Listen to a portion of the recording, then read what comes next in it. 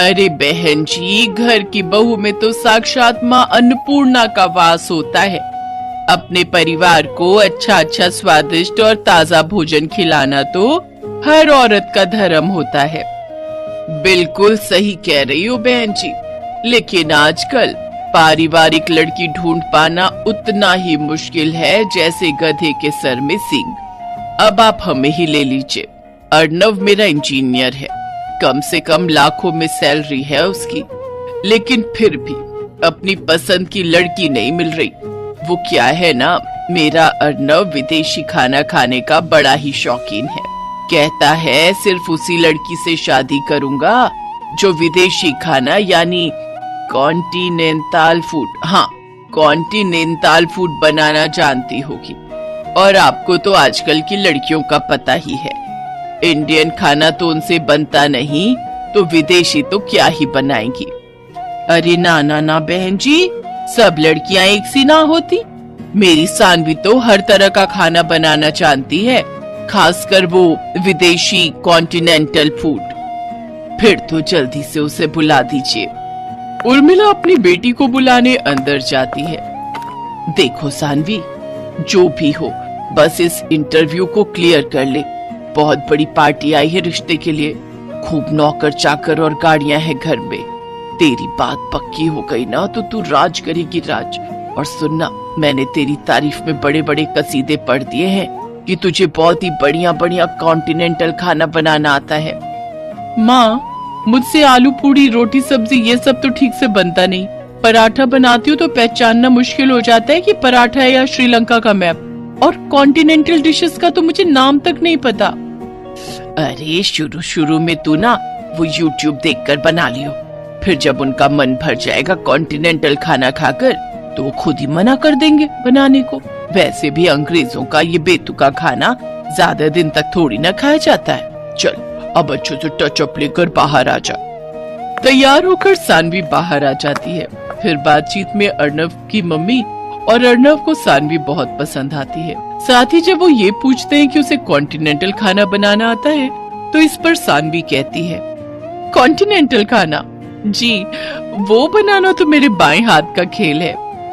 ये बात सुनते ही लड़के वाले झट से शादी के लिए तैयार हो जाते हैं।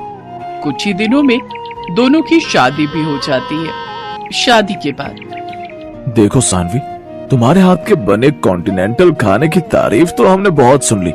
अब आज जल्दी से कुछ बढ़िया सा बनाकर खिला दो। अभी बनाकर लाती हूँ।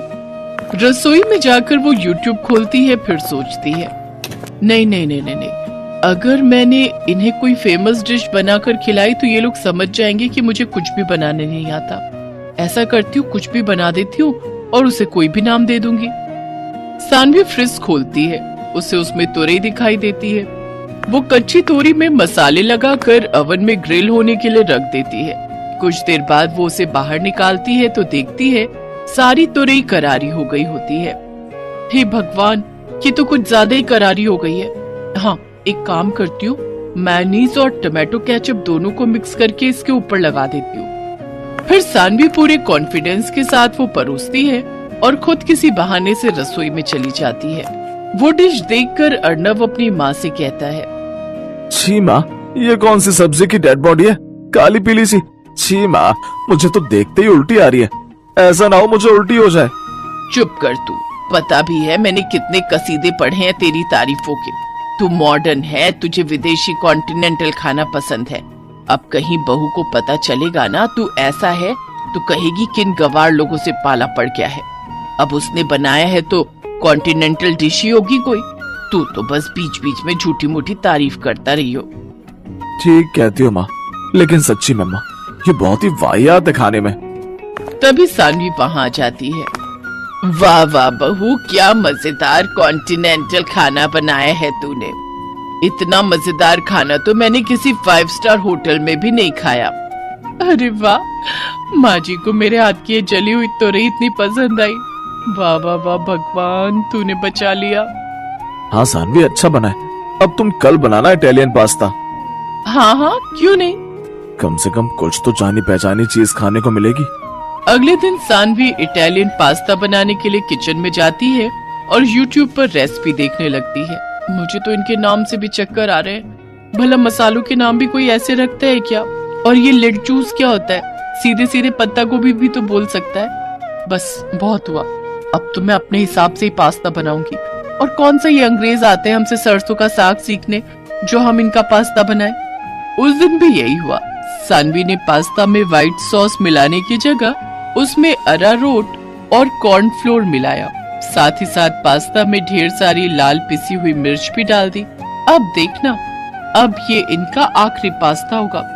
इतनी लाल मिर्च छोंक के डाली है कि आज के बाद नाम नहीं लेंगे कॉन्टिनेंटल खाना बनाने का।